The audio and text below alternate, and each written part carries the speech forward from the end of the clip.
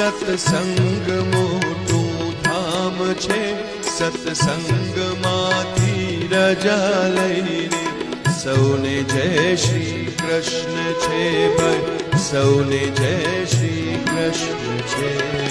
ચાલો રે જઈએ સત્સંગમાં, સત્સંગ મોટું ધામ છે, સત્સંગમાંથી રજા લઈને સૌને જય શ્રી કૃષ્ણ છે ભાઈ, સૌને જય શ્રી કૃષ્ણ છે.